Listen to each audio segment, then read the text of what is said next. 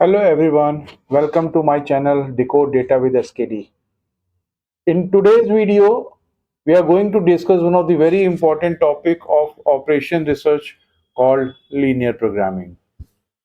Linear programming help us answer a very practical question, that is how to get a best possible solution with the help of limited resources.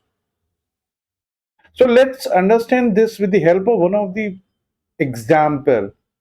Suppose you are working in an industry or a company or a manufacturing unit where you have to produce certain products, product A and B, whatever it is, but you have very limited resources like limited machinery hours, limited man hours, limited raw material, and so on.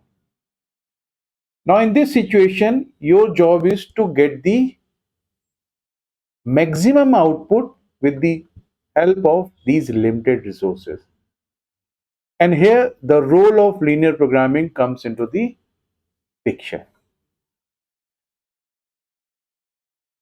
By the end of today's session, you will understand what exactly linear programming is, where it is used, and how to formulate a linear programming model so that we can get the final solution of a problem exist. So, without wasting time, let's start with what exactly linear programming altogether is. Now, if you're talking about the linear programming is a method used to find an optimum solution using limited resources where all relationships are linear. Now, when we say optimum, there is a meaning associated with the optimum. Right? Optimum is basically not always the maximum or not always the minimum, but optimum is basically the solution keeping in mind the constraints. So let's talk about this with the help of one example. Suppose I will give you the job, right? And I'll say that for every 1 hour, I'll pay you 1,000 rupees, right?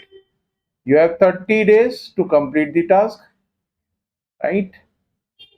Now, in this case, what maximum you can earn is, because every day you have 24 hours, so if 24 hours multiplied by 1,000 is basically the amount that you can earn in 1 day, and then multiply by 30 days is the amount that you can earn in 30 days. So it's almost 7 lakh 20,000 rupees that you can earn maximum. But the problem is what? Any man or human being cannot work for 24 hours, right? So suppose you have selected that, okay, fine, I'll go for 8 hours of working. Now for 8 hours, you will get 1,000 rupees per hour for 30 days. So it is something around 2,40,000 rupees. Now, this is called the maximum without any constraint, maximum, anything that you can earn. But when you have the constraint, you are getting basically 2,40,000 rupees. And now, because you have the constraint, this is the optimum solution that you can basically achieve, keeping in mind the efficiency level or the time that you duration you can work, right? So this is called basically the optimum. Now, when we talk about linear programming in very simple term, normally the objective is either to go for a maximum profit, and if it is we are talking about the cost, the objective is to go for a minimum cost while producing something, right? Production planning, transportation, finance, agriculture, staffing, and more area this concept is applicable, right? So now the job in case of linear programming is to basically maximize the output, keeping in mind the limitation or the constraints available, right? Now, when we have a problem, right, my job is to basically, first of all, formulate the model. So if you have a problem, right? The first step that you have to go for is you have to go for a model formulation, right? Once the model formulation is there, then you'll go for the methodology to get the solution. So this is basically the step. Now, when we go for model formulation, every LPP have four core component in case of model formulation. The first component is called the decision variable. These these variables are we want to determine. So this is what is saying what exactly we want to get the solution. So suppose you are looking for a profit, maximum profit. So what type of variable you are looking for that will help you to get the profit as a solution. Second is basically the objective function. Objective function is basically the function that will help you to get the final answer, right? We will discuss this with the help of one of the example. Then the third one is called the constraint. These are basically the limitation that you have in case of your problem. And the fourth one is called the non-negative constraint. So basically we have four different constraints in case of linear programming problem model formulation. Now let's take one example. This is what the example is. Now in this example, we have to basically talk about the maximum profit. Now, the best way when you have to formulate the LP model, linear programming model, the best method is what I suggest is start creating a matrix. Let's say uh, I have an objective of profit. This is what I have to go for, right? And there are two products called A and B, right? Product A and product B. Now, if I have to find out how much profit I will run from product A and product B, I need to have two things. The first one is unit unit profit per unit profit, right? From A and from B. And the second one that we should have is the number of unit of A and B. So now when we say per unit profit, it is mentioned that 40 rupees is per unit profit from A and 50 rupees is from B, right? And number of unit, if we talk about number of units are not given in this one. So let's say X and Y. So X will produce X unit of product A and Y unit of product B. Now, the total profit I will earn from this is 40X. And the total profit I will earn from this is 50Y. And if I'll combine these two, it's my the total profit that I will earn. Now, in this case, what is basically the decision variable, right? So decision variables are the variables that we have to finally get the answer, right? So in this case, X and Y will be the decision variable for your profit, right? And then comes to the objective function. So objective function, normally objective function is represented by Z, right? And because this is the case of maximum, so I'll say max Z is equal to, and this will basically come here because this equation will help us to find the maximum profit. So this is going to my objective function that will finally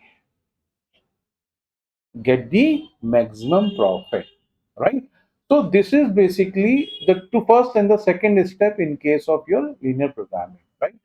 Now, so again in this one, as I told you, we have to go for a maximum profit.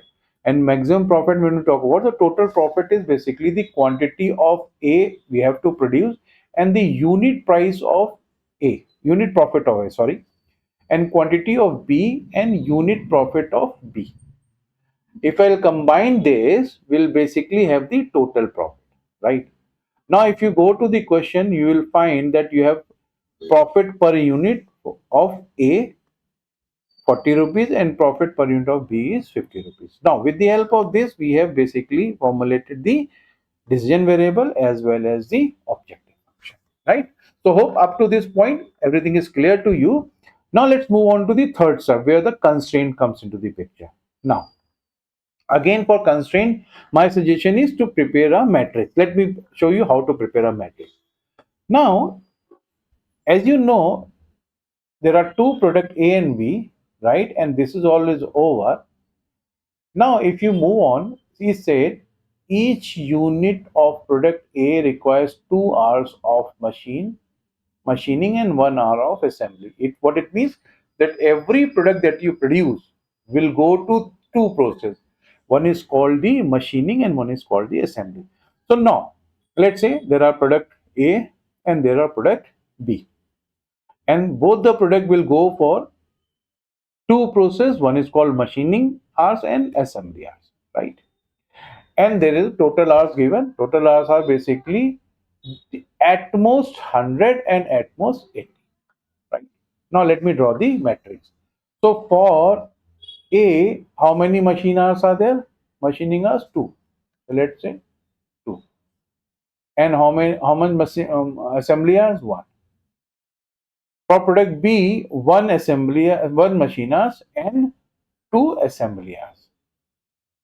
And total I have less than equal to 100, because it is at most is max to max, right? So again here we have less than equal to 80, right? So now this, once you draw this matrix, it is very easy for you to draw the equation. How you can draw the equation?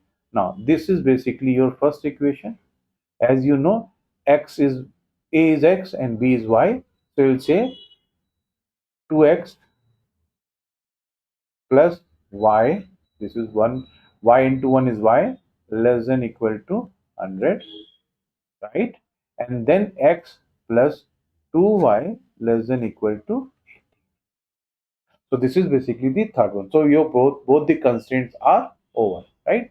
And now the last one is called the non-negative. Non-negative means where you cannot go below zero, right? Now in case of this, when you produce product A and B, you cannot produce product in -1, right? Either you will say I will not produce something, so that is A 0, or you will produce more than 0, right?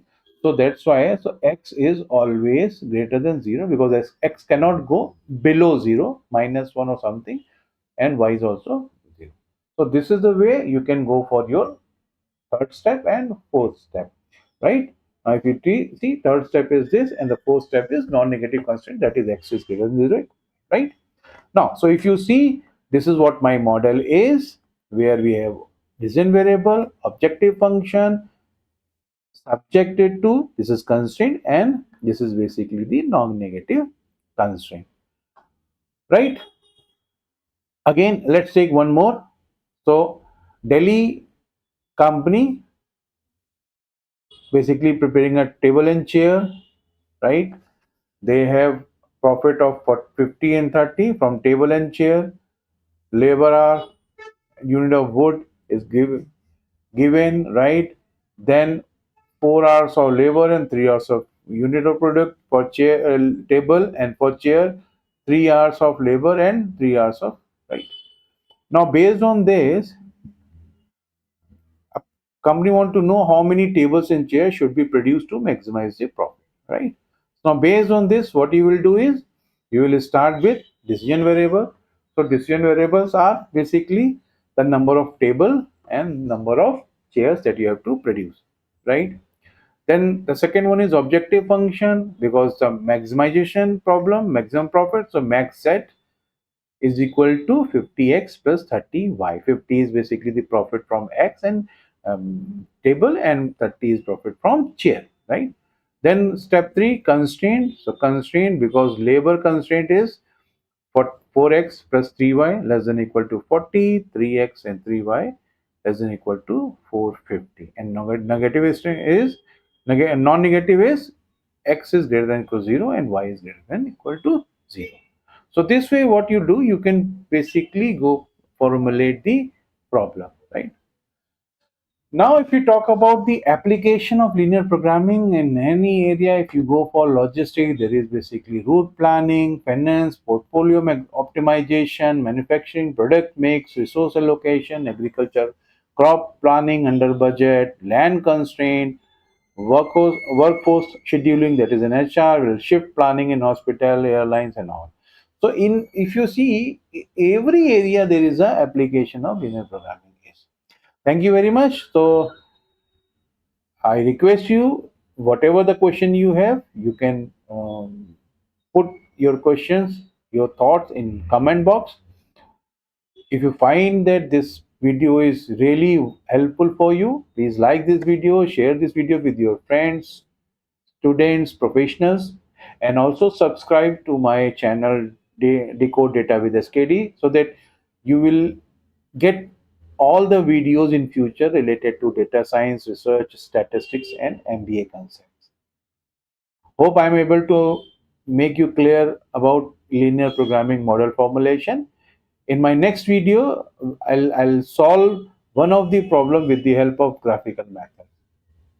Till then, have a nice day, enjoy your day, and thank you very much.